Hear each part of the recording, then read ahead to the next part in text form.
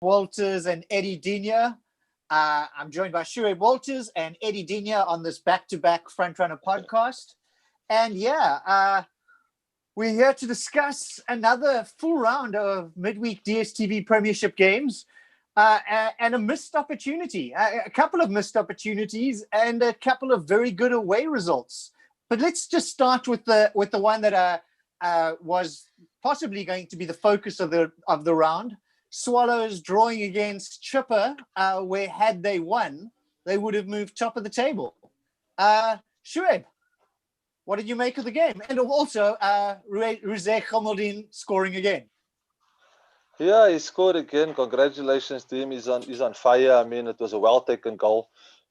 To be honest, both goals was actually very good and well taken at the end of the day. I think it was a game of two halves. I was a little bit disappointed, but also then again you have to understand to a certain degree and this is where I feel Brandon Trutte is why I feel that they will go all the way to a certain degree, but if they don't win the league, it will be because of games like this evening. And why I say that is when I say that I'm talking about game management, and I don't mean about slowing the game down. I also talk about whenever he presses, he always wants to press high, and it was so easy for Chipper to bypass that first line of defense, and then he's on the back foot, and then they allowed him in the game. I mean, even if you look at the position, and I'm talking mostly about the second half, because Swallows, they did well in the first half, but in the second half, when I mean for a title contending team, you need to manage the game a bit better. And what I mean in that is you can't always press high. So he needs to, at times, be able to change his way of defending, and also because of the amount of games that they're playing. And a team cannot go and press high up for 90 minutes because it takes a lot out of the players. And like for a perfect example, this evening, after you're leading 1-0, for me, what I would have done was I would have gotten into a compact, I would have gone deep in defending, and I would have soaked them up because they always looked to be playing in pockets, and there was a lot of pockets in the game, which means Swallows was chasing all the time. And then they were always, eventually, Chipper United ended off with about 5 or 6 attempts on target, more than what Swallows did. So I think for him it should be a learning curve, and for him to try and manage games a bit better, especially when they're in the lead. Eddie, just to go on to Chipper, it was a pretty good performance, especially in the second half. Dan Malisela, you could start to see his style on the side, and they actually were all over Swallows in the second half. A good result for Dan. Yeah, I mean, I totally agree with Shuaib what you said, that it was a game of two halves. Swallows played very well in the first half, and then after getting that goal, second half, I think Dan had a very good chat with his lads, and then they came out second half guns blazing. But I mean, Swallows, as they were leading, like what Shuaib has said, why trying to press, trying to score more goals when you know that the team that you are playing with, they're actually very comfortable now playing, and they're able to come out from the defense to the attack. I thought that Swallows should have managed the game and try to hold on to that 1-0, but trying to press and lack of concentration too led to Chipper United come back and then score the equalizer. Calvin Sasibo has snuck in with us like a good winger, getting past the defense without us noticing. Calvin, Swallows do maintain their unbeaten record. Yeah, very good match to watch. Both teams end-to-end stuff, very tactical game. The way that both teams apply themselves with a great caution because they understood each other. But a team that played their hearts out should be the team that was right at the bottom, which is Chipper. So I think they played a magnificent match. They made sure that if they don't get 3 points, they get 1. It was pretty obvious that Dan was going to come in and try to play ball position game, which is actually it works. It worked for him for the better of the half. Even though they conceded first, but the lads managed to pick themselves up and then still believe in themselves in getting themselves back into the game. Because as you saw, one of the most impactful player that for me that made a difference was Kate Legis. Every time when he was on the board, it looks like that Chippa team was going to get a goal, and eventually he was rewarded with his persistence. Shuaib, Morocco on YouTube asks if Swallows are going to compete for the league and pull off a Leicester, do you think they need to go to the transfer market now in January? Yes, I think they do to a certain degree. I mean, look at Hamilton. Is he suspended for the Sundance game? I think he is, if I'm not mistaken. If he picked up a yellow card today, then he would be suspended for the Sundance game. Yeah, so that's already something that's going to be a worrying factor for Swallows. If it is, I'm still not 100% with that. I think he did get a yellow card in the game. So yeah, I think they're going to need to probably try and find another striker, somebody that can share the load with him. I think when it comes to in defense, they look like they've got some decent depth, and I just think that to a certain degree they're a little bit one dimensional for me now, and that is where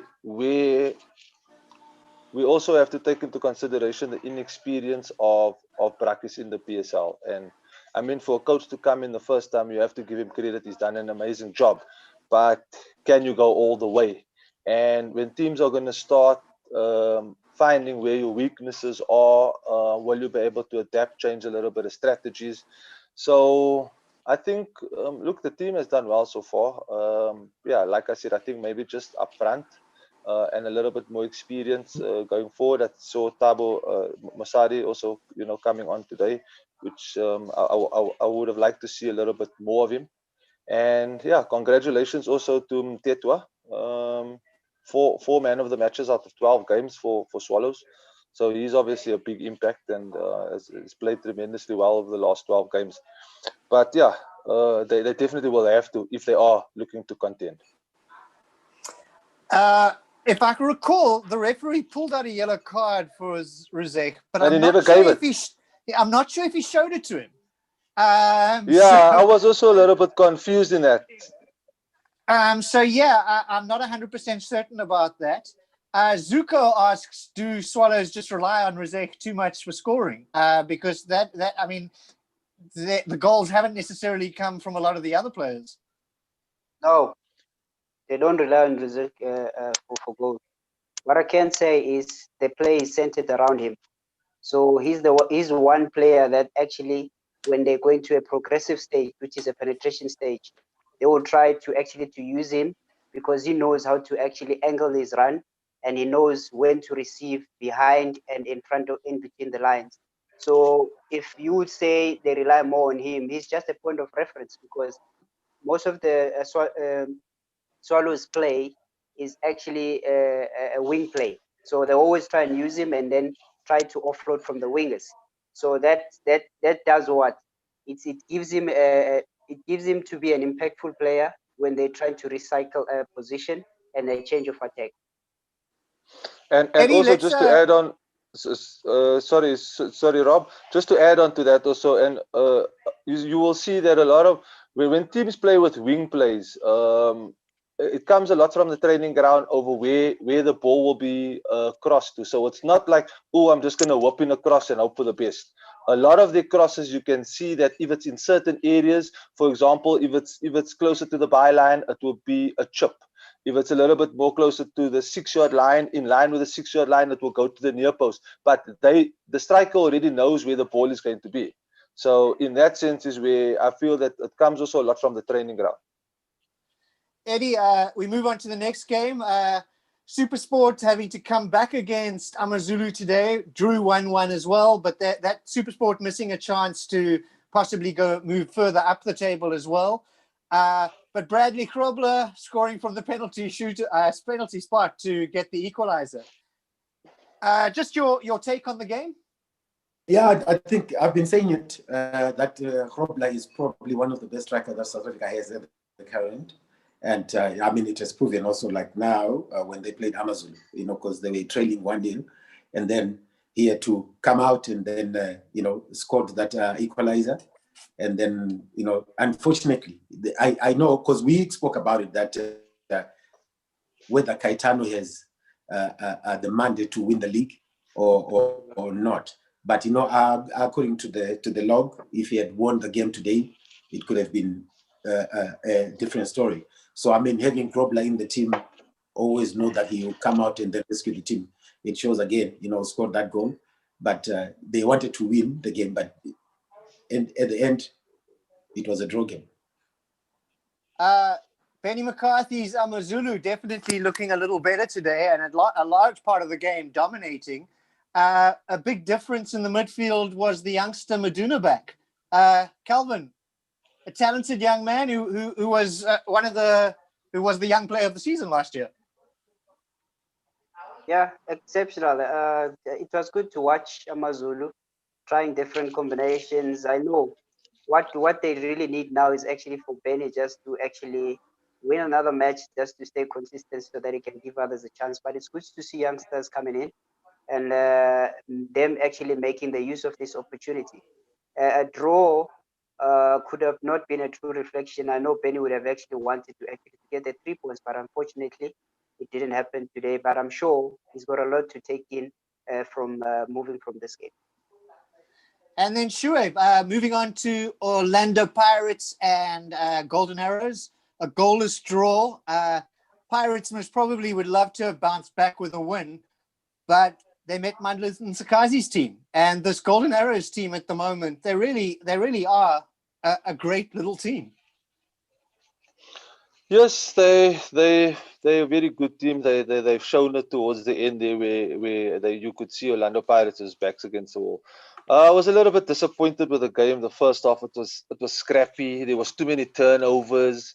The game was basically just in between one big box and another big box, because I don't even think there was a proper shot on target for any of the goalkeepers in the first half. So I will always say that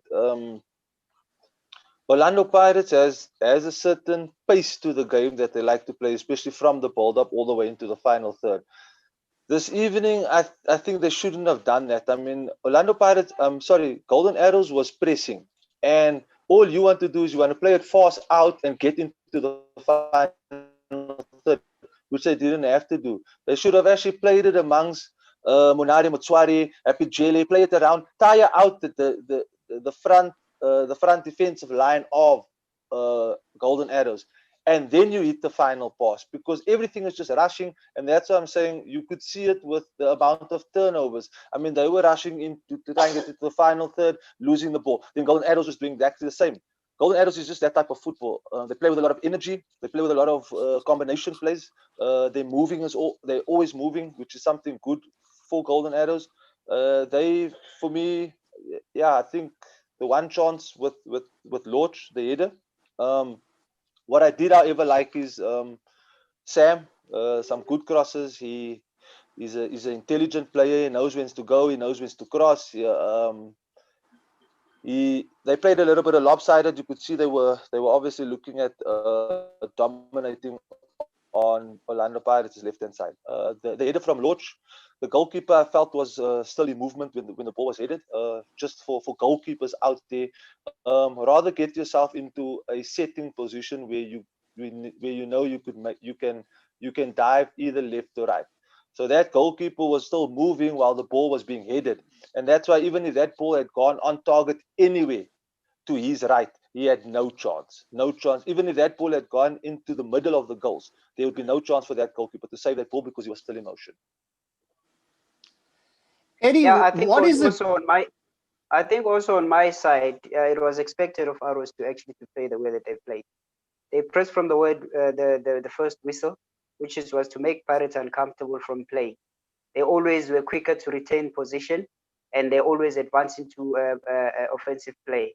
One of the players that I was not so comfortable with was Sam, even though he delivered 5 crosses on the box. But it proved that him lack of game time actually worked against him, because his side was being attacked more, because when he pushes up, he always leave a gap at the back. And another player that I was also happy about to see was Nyauza, very solid, even though he was not much offensive, but he did his defensive duty. And Happy Jelly coming back as well to create a good block at the back with that defensive pairing. It made a lot of difference. It was more stable, more calmer. Even though they didn't play much to penetrate going forward, because arrows break most of the lines and they were quick to retain position. Yes, the game was going to be a game of turnovers, but then again, we have to look at it in terms of, as Shoaib has mentioned, that we have a hard running arrows that make sure that they press you and then they don't allow you to play. They were the ones that were actually building from the back going up. Eddie, what is it about teams winning trophies and then having dips in fortune? You know, normally you would think that winning something makes you more confident, but it does seem to be a bit of a curse in South Africa that after a trophy, a team has a bit of a dip. Because winning a trophy, it's something that will make the team give them the confidence to win their upcoming games. But then now the concentration and the focus from the players would kind of drift away, and then they don't think about that the cup game is already gone. So these are the new games, and you're always good as your last game. So the following game that you're going to play, you need to make sure that you win all the games that are coming. And I mean, if you look at today's game, Pirates and Arrows, from my side, it was a game whereby both teams, they were attacking from the first whistle, but the end product wasn't there. I mean, if you look at Pirates, I think from the first whistle, they attacked and they nearly scored a goal. I think if it wasn't because of Zukamaja, miskicked the ball, that ball could have been in. But then the end product was what was missing. And also, if you look at the battle in the midfield with the 3 M's for Pirates, which is Motswari, Makaringe, and Monare, and against Parisnach, Makubela, and Ndwandwe. It was very interesting. I mean, you could see that both teams, they wanted to take control of the midfield. And remember, the game is won in the midfield. The team that dominates in the midfield always win the games. But the battle that was there was very, very interesting. And then if you look at also the center backs,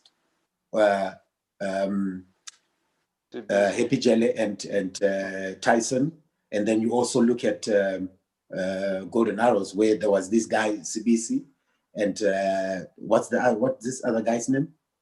Ticholo or something. Yeah, not Cholo or something. I'm not sure.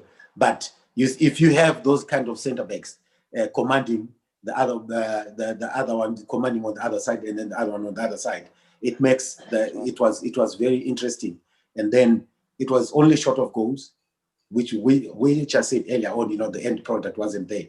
But then the teams, the combination plays that were there, and who wanted to take control of the midfield, it was interesting. The only thing that was lacking, I think, from my side on Golden Arrows was that every time that they hit the ball to look for Mtizwa, Pirates were always getting the second balls. The midfielders, they were getting very late to go and support Mtizwa.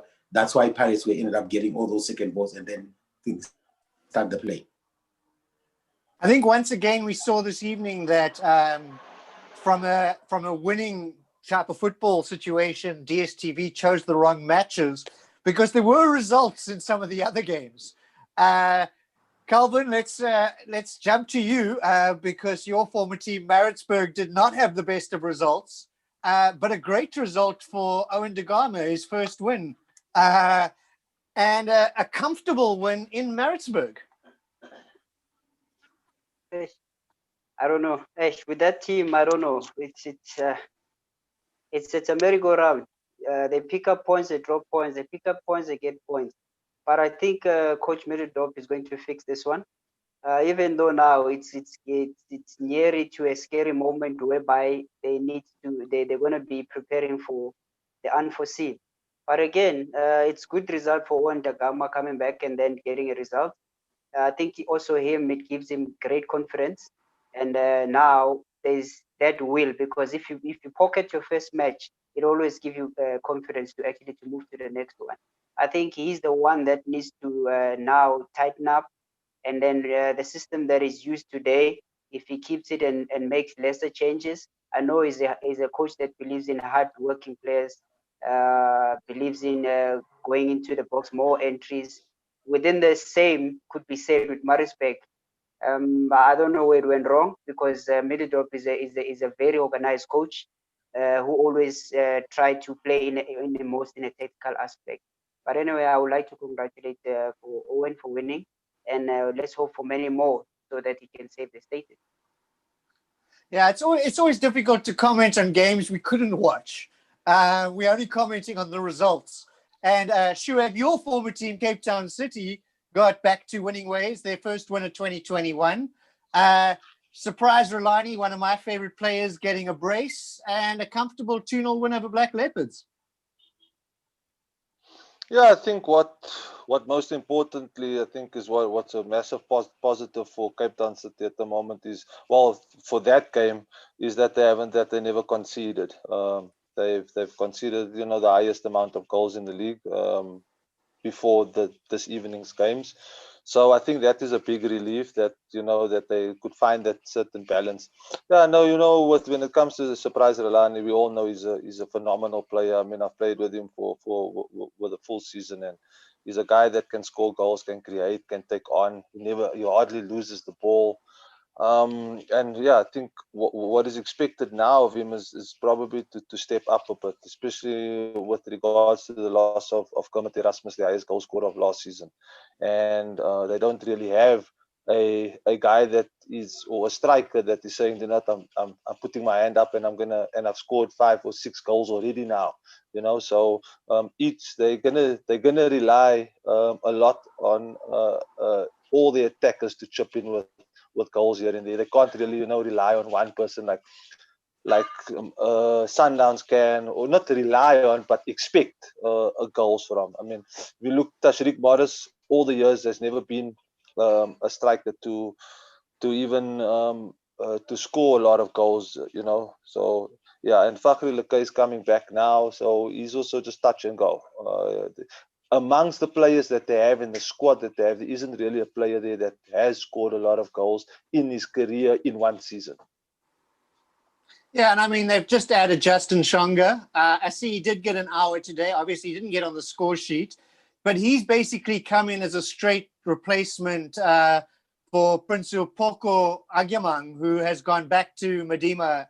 That was a half a season loan. So that didn't work out, that replacement for Kermit. And now they've moved on to the Zambian international. Yes, I think for me is I hope that he can find his form and his true quality, because I don't think we've really seen the best of Justin Shonga yet. I think with a good setup like Cape Town City, I mean, you've gone to the facilities and their setup and the way things are run. I think that alone should already put him a little bit at more ease going into training, so he could be just focusing on football itself and focusing on finding his best. The environment around Cape Town, you are welcome with open arms from all your teammates, even the players that they have now. Is like that, so I think it's going to be a good environment, and I think it's probably the perfect time to see the best and what he can offer. And then Eddie, just to touch on a few points on Shonga, is that maybe Shoaib, for me, I think he might actually take some time to adjust, because now he's playing coastal. Most of his play, I think he played in an inland. So I think maybe a change of environment is going to actually take an effect on him. But as a professional, I'm sure he will adjust a little bit quicker, even though now when he's going to a lower latitude city, I see him actually coming up to be the best, even though maybe it might take him a little bit of time to actually adjust. Great replacement for Kermit Erasmus. And I'm sure with the style of play that the coach actually puts in play, I'm sure it's actually going to be a big benefit to the team. Eddie, we move on to the final game we haven't spoken about. Baroka leapfrogging Stellenbosch with a bit of a surprise. They went up 3-0 in Stellenbosch. Stellenbosch scoring 2 stoppage time goals to make the score look a little more respectable at 3-2. But Baroka moving up into the top 8 again. Yeah, I think a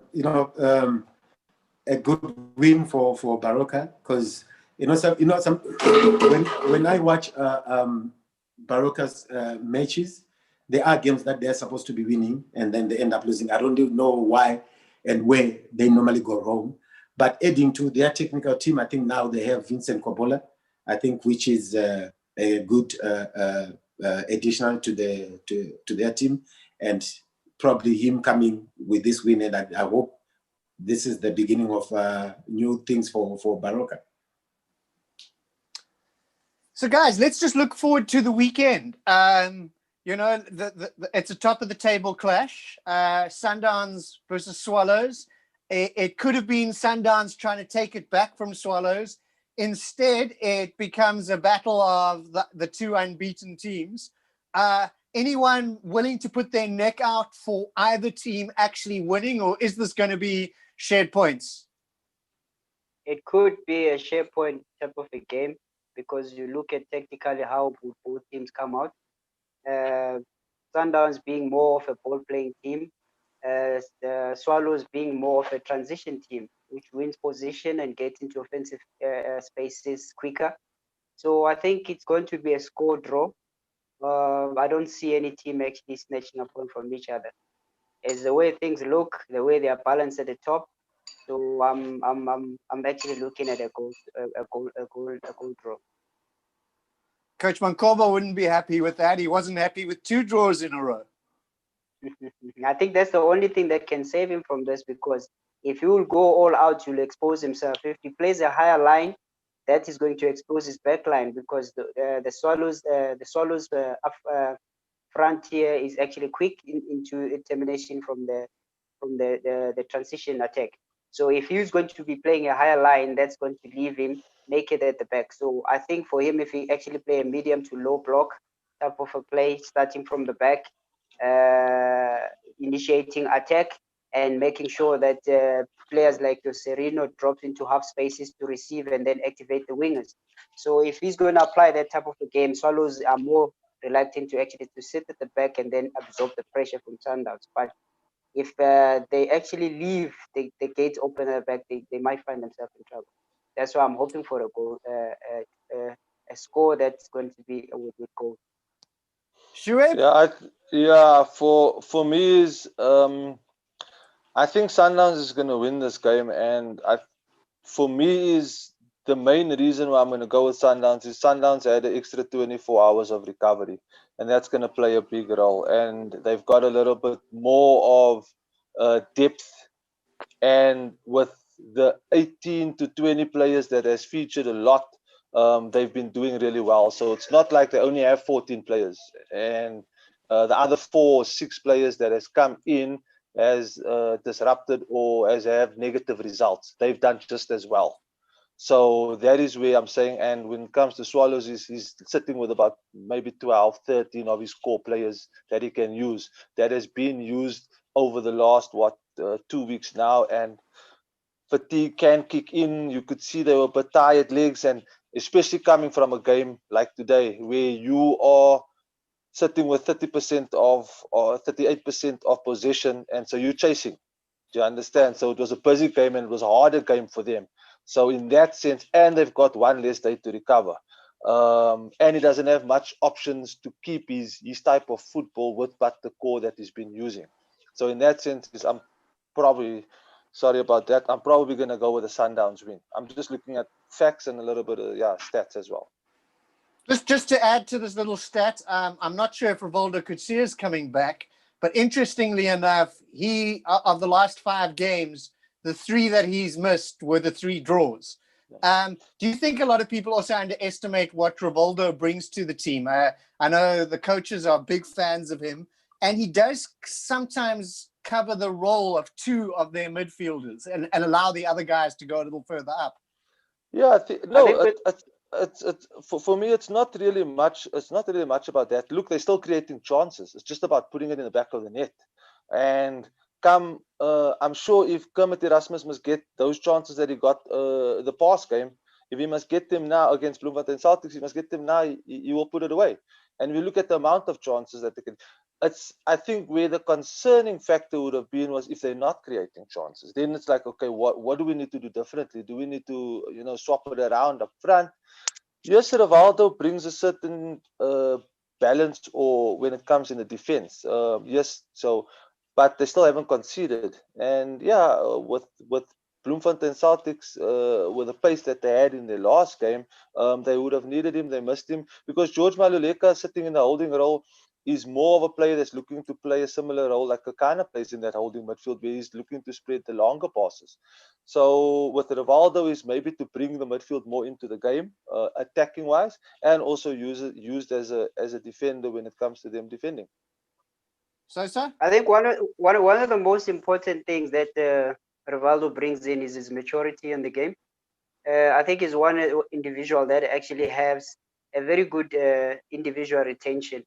A player that knows how to shield the ball, disguise, and then create space for himself.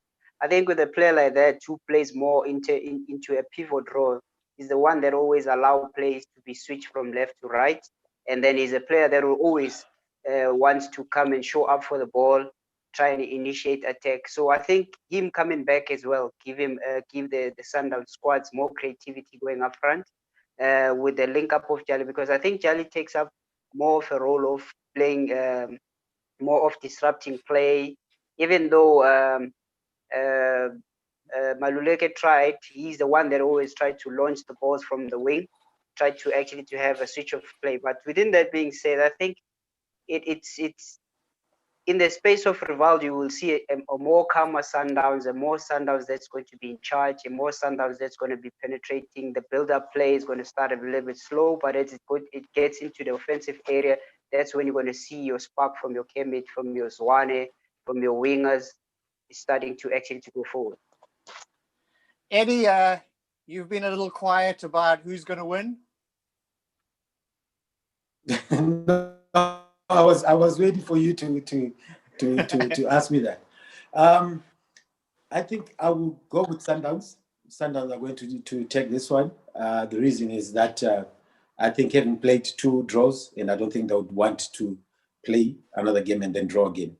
So I think it's a game whereby I know that those 3 musketeers, they are planning, and they know exactly what Swallows are capable of doing.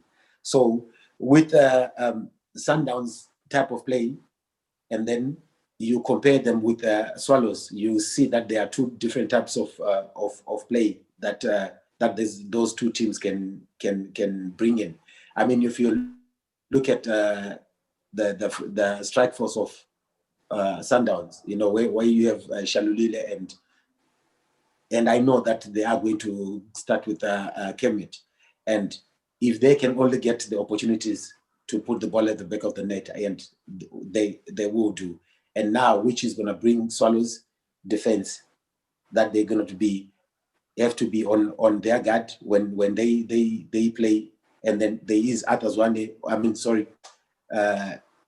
on the other side.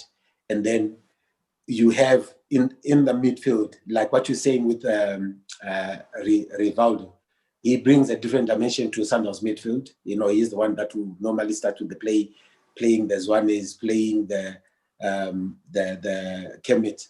But then also you cannot take anything away from George, because George is that type of player that he gives those long passes, which can end up being, whether it's on the wide and then a cross comes in and then score a goal. So the coaches are sport of choices as to who they are going to start. But now if you compare pound to pound, Sundowns and Swallows, and I think Sundowns is going to take this one. Okay, so 2 of you have gone with if Swallows can work on this, because I think Swallows is going to be harassed in this match, because you have a hard running Shaolile, you have a very creative Kemet Erasmus. So we're going to see a game whereby Vuyo is actually going to be forced to stay more defensively. And if they play with Clanty, who likes to go forward more, and Vuyo, that's going to expose their backline. So I think in this game, what's going to work more is actually those progressive penetration passes, which is those players that will always occupy the half spaces, making runs behind. As you know, Shaolile never stops running. So I think within that, I think on that, if Swallows actually do their homework pretty well to eliminate those players that will always make clever runs, because in this game you will never know in terms of who's going to be actually making those runs into the wider position, because if you see Kemet who likes to drop half to receive, now you leave a hard running Shaolile to actually occupy spaces behind.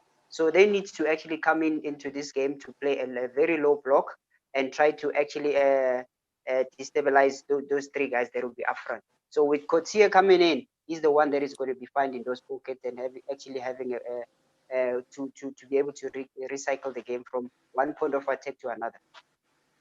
Does if Vuyo they can put, make the three of you feel a little guilty, considering that he's crossed paths with all of you and he still looks like he's going strong? No, he's doing quite well. He's doing quite well. It's just that he needs to actually to understand now. As a matured player, I see him understanding the way that Sundance play. So he's not going to try and play like a 16-year-old boy from this game. He's going to try to be more reserved and try to do the defensive duties first before he attacks. Because I think in one of the errors that fullbacks always make is once they get excited and they start moving up too quickly, it exposes actually and it separates the back pairing, which is your center backs that actually get displaced. So if your fullbacks are more disciplined and adhere to the first principle of defending from the game, then actually the backline will be solid. But if both fullbacks move up, they will always leave spaces behind. So they wouldn't want to take the chance from when they are playing Sundowns, because Sundowns always uses those pockets very well. The Baleni Football Channel on YouTube asks, should the Three Musketeers be going back to Coach Pitso's team? You know, he's got all these experienced guys on the bench, guys who've been there before, and instead we're seeing Matobi Mvala, Aubrey Modiba. Which way do you think is the best way to go? And or do you think the new coaches are making it clear that this is a new generation? Yeah, no, for me, they've got their own DNA in Mamelodi Sundowns, and I kind of like it, because for one reason that I like it is that they're using a bigger pool of players than what Pitso did. Pitso only used to change when there were suspensions, the fatigue, or injuries, and now like Eddie and Susi was saying rightfully, that they've got, depending on the midfield that they use, will determine which type of football they'll be playing. If they use Rivaldo, Charlie, then you know that it's going to be a good position build up. When it comes to the likes of your George Maluleka, Mvala, then we're going to be trying to spread longer passes and then play from the second ball, or bringing Morena and Langeman or Lekay in the game a little bit quicker. I think what they're doing as well, what I do like about them is the more patient build up. You can see it's a more intelligent, a more structured way of building up. It's not a high intensity like they used to when Pitso was involved. So I think supporters need to give a little bit of credit, and also back the players that the coaches have played. I know that a lot of supporters of Mamelodi Sundowns doesn't want to see somebody like Matobi Mvala in the team, because for a certain degree, a naked eye, you don't see his value. But if you know football, you understand why he's there. He's a hard worker. He's very simple, and I know when it comes to you playing for Mamelodi Sundowns, you want to see flair, you want to see skill, especially when it comes to your attacking players. And I feel that Mvala he's been one of the best players this season so far. I think And he technically, scores goals. And he scores goals, and he always has. he's the most technical player. So to put it, Shoaib, he's the most technical player compared to the ones that are skillful, because he knows how to position himself, he knows how to receive, he knows how to create space for himself, and he knows when he gets into the box, he knows the right spaces to actually to be in a position to convert. So I think technically he's one of the players that is more astute to the others. So I'm sure when coaches look at that, they want to have a little bit of a mix in terms of a more technical player, because if you find a technical player in a conversion rate in a space where you need to terminate, you are likely to get a goal. So half a chance you will always bury those away. Eddie, you And are not forgetting obviously his a physique midfielder. too counts. Yeah, his physique as well. Yeah, he plays a very good role.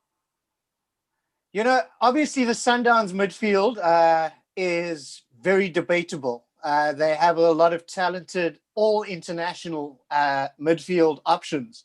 Do you think that makes it difficult for the coaches to chop and change, or do you think it actually makes it easier to do exactly what you're saying? Play 3 or 4 different tactics depending on who you select.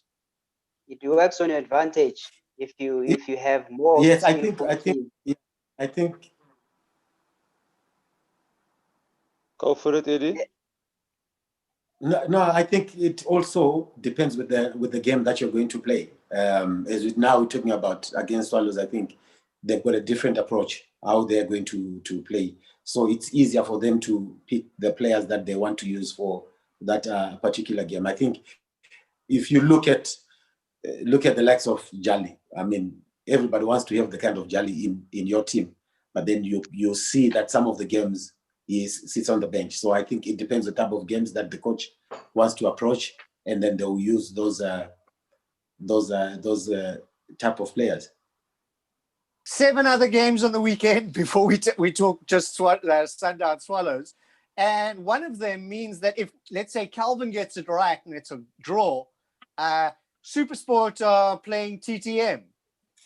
Anyone want to bet on TTM causing a surprise, or do you think that Supersport just are too strong? No, I would bet on TTM on coming out, trying to redeem themselves, but I don't see them winning anyway. But they do play good football, even though you can see that a lot of their players are being affected by the internal affairs. But for them, I think they're gonna give this team a good run, because they are one team that when things don't go their way, when teams don't have their way in terms of the office problems, those teams there will always be an upset to the team that is looking to actually to just get a walkover, get their 3 points. So I think they're gonna put up a fight, even though Super Sports is gonna come out strong. But I don't think they're just gonna lie down there and then take it. No. Samsanko I'm gonna Gabuza have and Bradley Krobler? Yeah, I'm gonna have to disagree with Sosi. I think if it had been TTM playing against Black Leopards, TTM playing against Chippa, TTM playing against even Galaxy, then I would say yes, it's a 50-50. Not against Supersport. I think Supersport's Caetano's way of No, I'm not giving it a 50-50, Shoaib. No, I'm just saying that Super Sport might come strong. Yeah, but I know that first of all, TTM they've leaked goals, and Supersport doesn't need a lot of chances to take a lot of chances to actually take the lead. So for me, when it comes to that game, so see, I'm just gonna say we need to just talk about what is the scoreline going to be. I'm gonna go with like 3-1 to Supersport. That's just the type of game. The contributing to those score that you are giving will be because of the back line, which is actually dismantled with Dengane, who's got a red card. So I think he's the one that has been the strongest player. But the player that they're going to bring in now, I'm just hoping that he comes in with a fresh mind, even though the experience of Dengane is going to take a toll on the team. because he's trying to actually to will the team going forward. Because for me, he looks like he's the only player that is trying to push. Yes, I might agree with you that they're not going to win this game, that's for sure. But I'm just saying it will be great to see them causing an upset in terms of playing football, not just to allow Okay. goals to go in. Calvin, I'm Okay. going to ask you again. Maritzburg hosting Pirates. Is that the game you wanted Maritzburg to face when they needed to bounce back from a loss? Maritzburg are capable of bouncing back to an Orlando Pirates that is having so many rotation on their team. So within that being said, I think for Maritzburg, they can pull a draw on this one, even though they would want to go for a win. The reason why I'm calling for a draw is the fact that Middledorp always playing well against these bigger teams, and he always pulls a win or a draw or cause an upset. So I'm hoping for them, if they are players, that they can just take each game as it comes and try to improve from where they've actually from their last position, because now it's getting tougher and tougher, because last time they've been dropping points. Last season they've been dropping points like this. So I don't think there will ever be a player or a team that wants to find themselves in the similar position for that long. So it's their time to actually to cause an upset. Why Pirates is lacking in confidence and they are not picking up the point. What Pirates is doing is now exactly the same thing that Chiefs has been doing. It's just the Chiefs has picked up at the right time and Orlando Pirates is dropping at the bad time. And Eddie, while we mention Chiefs, they're away to Yeah, Stellenbosch. I think Chiefs they're finding their rhythm right now, and you know, 3 games, three wins, and they're looking forward to adding on to another win. And you know, as we said yesterday, that I think Gavin and his technical team, I think they're trying a different combination to see which one that works best for them, and by doing so, I think they've managed to get results in each and every team that they are assembling. You know, the combination that they are trying to get, they are winning games. So I would see this Kaizer Chiefs winning this one again, and building again to the derby next week. I think that's exactly what they are, I think, looking for. So I think you will find out that the game against Stellenbosch, I think Kaizer Chiefs will definitely put on another different team again, and hoping to get the results. Eddie, they still have Baraka in the midweek before the derby. Yeah. No, I was just saying that. Yes, I was saying this game. I think it's also because remember next week when they play Baraka, of which we know that's one team that always gives Kaizer Chiefs a hard time. But I think they're more focusing on the Sunday's game, whether it's Saturday or Sunday, so that they get results, and then when they get to play Baraka, then it's a different game again. Should your former team, Cape Town City, facing Golden Arrows? Arrows have sometimes caused City a few problems in the past. Yeah, I think that's going to be one of the more exciting games. Both playing with a lot of energy, both having good combination plays. I do, however, think that Cape Town City is going to take this one because a little bit more experience to a certain degree up front in the final third.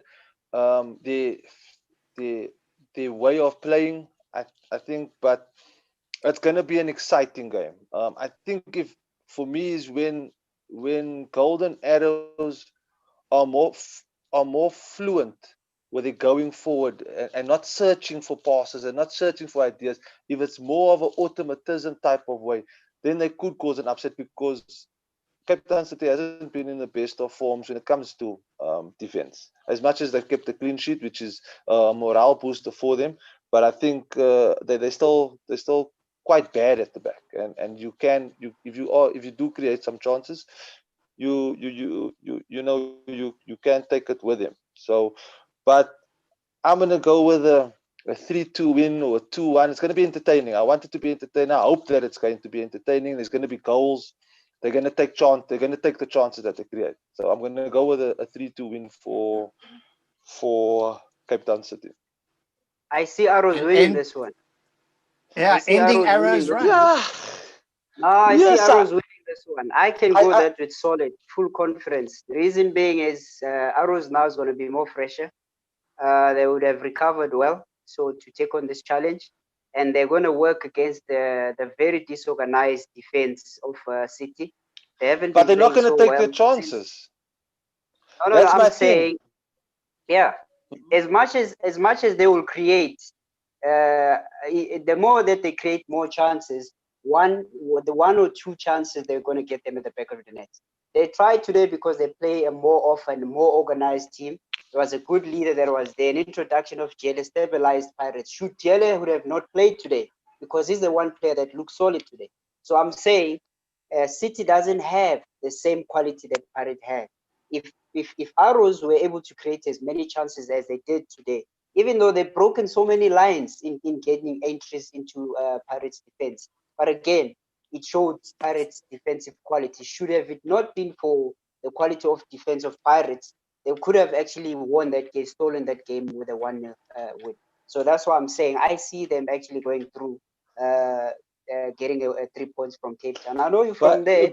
I know but what about I'm hard doing you. I'm from Durban as well, and I'm vouching for no, my Arrows. no. All I'm saying is, but what about Cape Town City's chances that they're going to create? That's what I'm saying. For me, is I think they're going to outscore Golden Arrows. I'm not saying Golden Arrows is not going to create. I think they're going to outscore Golden Arrows or take I think more of the chances Arrows than what Golden Arrows are.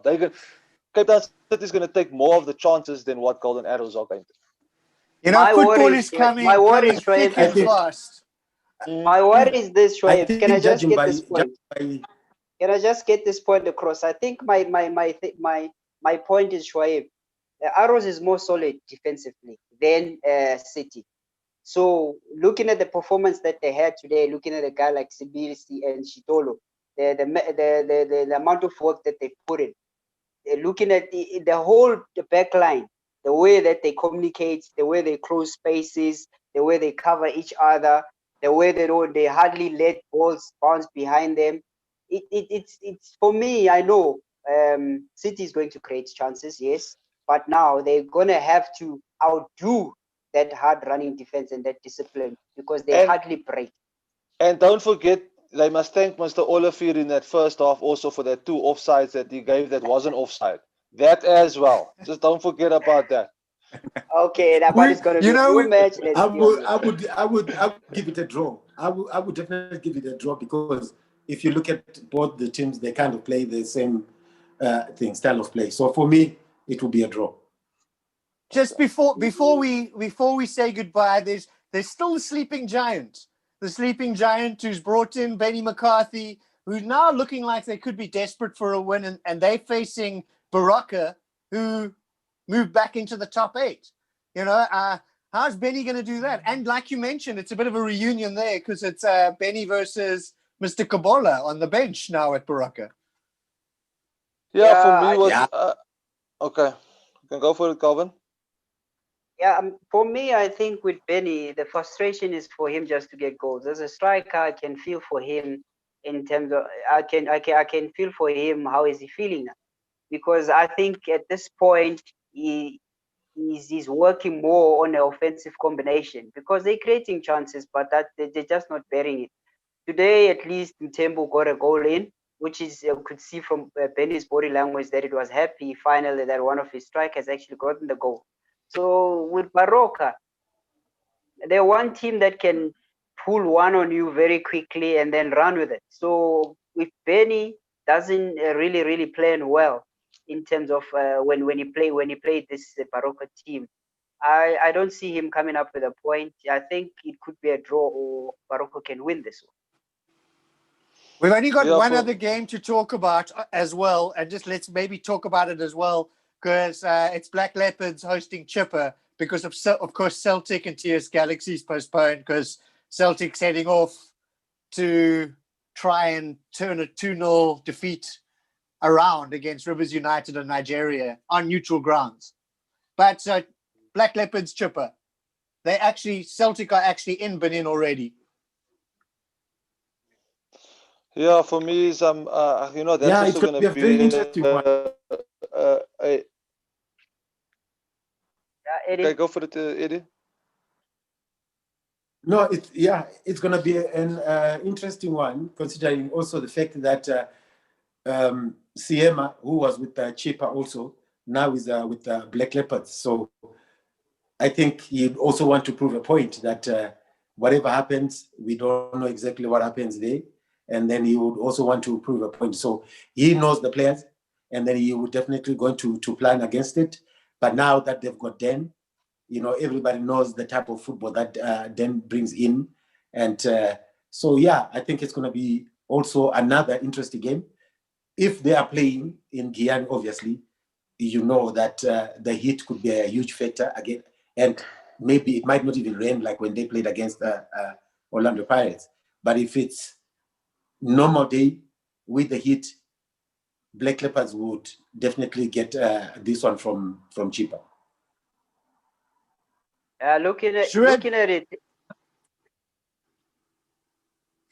Well, looking at Go it for and it. into this, looking at it at this point, you're looking at both teams that like playing football. I think the winner of this is going to be on the final third, where if you make lesser mistakes, you're actually going to win the game, because these are both teams that create chances. They make sure that they play good flowing football. They always try to switch point of attack. They recycle the ball very well. The usage of midfield as well to interlink with wingers and dropping off strikers into half spaces. They do that quite well. So I see in this game being a game where it's going to be won on the final third.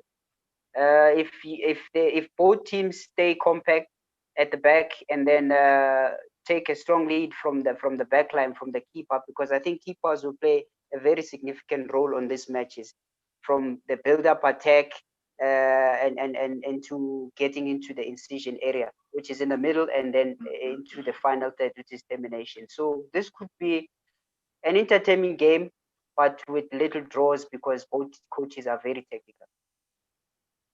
Final word, Shoaib? Yeah, I was looking at it now, and I mean, you look at Chippa has been on the road now. This is the third game that they're going to be on the road. Bombela, TX Galaxy, now in Gauteng.